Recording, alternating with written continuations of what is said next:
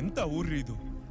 ಅಲ್ಲಿ ನೋಡಿದ್ರೆ ಬೆಂಕಿ ಆರ್ಸೋದಕ್ಕೆ ಹೋಗ್ಬೇಕು, ಇಲ್ಲಿ ನೋಡಿದ್ರೆ ಜನಗಳು ನೀರ್ಗೋಸ್ಕರ ಒಡೆದಾಡ್ಕೊಂಡು ಸಾಯ್ತಿದ್ದಾರೆ.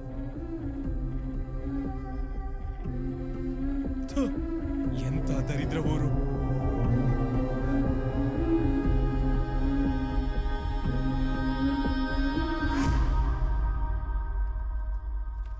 ಇಲ್ಲೆಲ್ಲ ನನ್ನ ನಂಬ್ಕೊಂಡು ಸಂಬಳ ಸ್ಟ್ರೈಟ್ ಆಗಿ ನನ್ನ ಕೈ ಕೊಡ್ತಾರೆ. ಅದನ್ನ ನಾನು ತಗೊಂಬಂದು ನಿನ್ನ ಕೈ ಕೊಡ್ತೀನಿ. ಆದ್ರೆ ಬಡ್ಡಿ ಡೇಟ್ ಮಾತ್ರ ಮಿಸ್ ಆಗ್ತಾ ಇದೆ. ಪ್ರಾಪರ್ಟಿ ಪೇಪರ್ಸ್ ನನ್ನ ಹತ್ರ ಇರೋದನ್ನ ಮರಿಬೇಡ. ಫೋನ್ ಇಡ್ತಾ ಇದ್ದೀನಿ. ಅಲ್ಲಿ ಇಟ್ಬಿಟ್ಟು ಹೋಗಪ್ಪ. ಅಂದೆ ಸರ್, ಇವನೊಬ್ಬ ಯಾವಾಗ ನೋಡಿದ್ರೆ office table dining table ಮಾಡ್ಕೊಂಡಿರ್ತಾನೆ.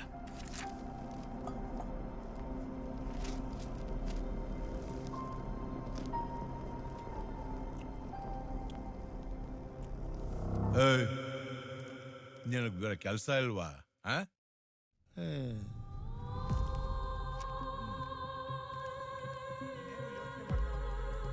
Sir, ಅರ್ಜಿ ಕೊಡಬೇಕು. ಅವ್ರು ಇವತ್ತು ರಜಾ, ನಾಳೆ ಬಾ.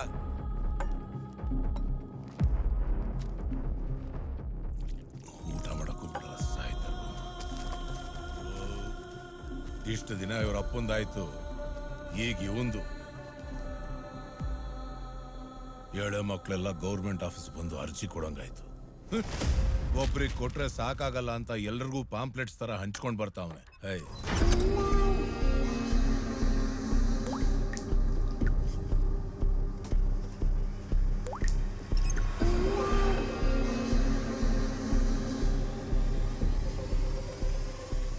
ಅಪ್ಪ, ನಾನು ನೋಡ್ತಾನೆ ಇದ್ದೀನಿ, ಅರ್ಜಿ ಬರೀತಾನೆ ಇದ್ದೀರಾ, ಆದ್ರೆ ನೀರ್ ಮಾತ್ರ ಬರ್ತಿಲ್ಲ. ಬರೀ ಒಂದು ವೈಟ್ ಪೇಪರ್ ಮೇಲೆ ನೀರ್ ಬೇಕು ಅಂತ ಬರ್ದ್ಕೊಟ್ರೆ ನೀರ್ ಕೊಡ್ತಾರಾ ಅಪ್ಪ? ಪ್ರಾರ್ಥನೆ ಮೂಲಕ ಹೇಗೆ ನಾವು ದೇವ್ರ ಹತ್ರ ಸಮಸ್ಯೆಗಳನ್ನ ಹೇಳ್ಕೊತೀವೋ ಹಾಗೆ ಅರ್ಜಿ ಮೂಲಕ ಸರ್ಕಾರಕ್ಕೆ ಕೇಳ್ಕೊತೀವಿ. ಇದನ್ನ ಮನವಿ ಪತ್ರ ಅಂತೀವಿ. ಇವತ್ತಲ್ಲ ನಾಳೆ ಸರ್ಕಾರ ನಮ್ಮ ಕಡೆ ತಿರುಗಿ ನೋಡೇ ನೋಡುತ್ತೆ.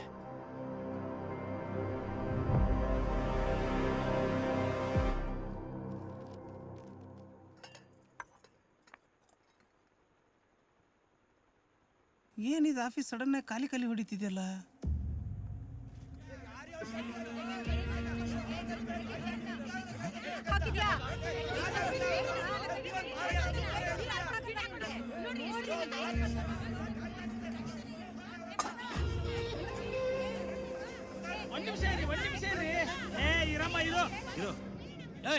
ಬೀಗ ಯಾಕೋ ಹಾಕಿದ್ಯಾ? ನಾನೊಂದು ಅರ್ಜಿ ಕೊಟ್ಟಿದ್ದೀನಿ, ಅದನ್ನ ನೋಡೋವರೆಗೂ ಯಾರನ್ನೂ ಒಳಗಡೆ ಬಿಡಲ್ಲ. ಬೀಗ ಎಲ್ಲಿಟ್ಟಿದ್ಯೋ? ಬೀಗ ಬೀಗ ಕೊಡೋ, ಬಿಡೋ. ಕೊಡೋ ಹುಚ್ಚ, ಬಿಡೋ, ಹಠ ಮಾಡ್ಬೇಡ. ಎಲ್ಲ ಕಾಯ್ತವ್ರ ಕಣೋ.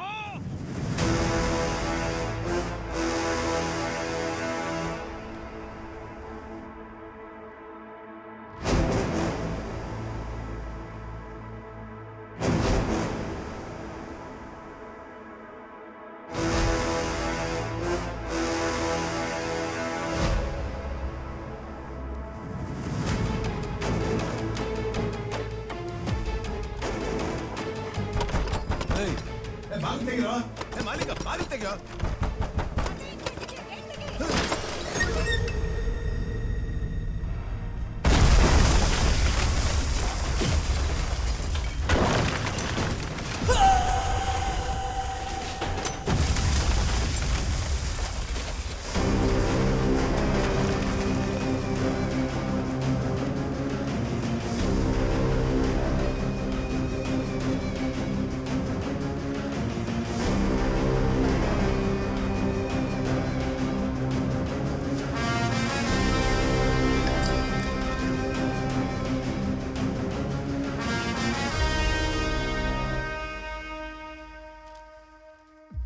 ರಣಗಲ್, ನಿನ್ನ ಅಪರಾಧನ ನೀನು ಒಪ್ಕೋತೀಯಾ? ಅಪರಾಧ ನಂದಲ್ಲ ಮೇಡಮ್, ಅವ್ರದ್ದು. ಅದಕ್ಕೆ ನಿಮ್ಮ ಟೇಬಲ್ ಮೇಲೆ ಇಟ್ಟಿರೋ ಅರ್ಜಿನೇ ಸಾಕ್ಷಿ. ನೀರು ಬೇಕು ಅಂತ ಅಲ್ಲ, ಬಾಂಬ್ ಬಿಟ್ಟಿದ್ದೀನಿ ಅಂತಾನೆ ಅರ್ಜಿಲ್ ಬರ್ದಿದ್ದೆ.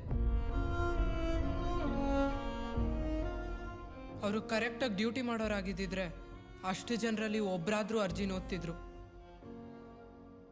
ಅವ್ರು ಸಾಯೋದ್ರ ಬಗ್ಗೆನೇ ತಲೆ ಕೆಡ್ಸ್ಕೊಂಡೇ ಇರೋರು ಇನ್ನು ನೀರಿಲ್ದೆ ಸಾಯ್ತಾರವ್ರ ಬಗ್ಗೆ ತಲೆ ಕೆಡ್ಸ್ಕೋತಾರ ಮೇಡಮ್? ಅದಕ್ಕೆ ಈಗ ಮಾಡಿದೆ.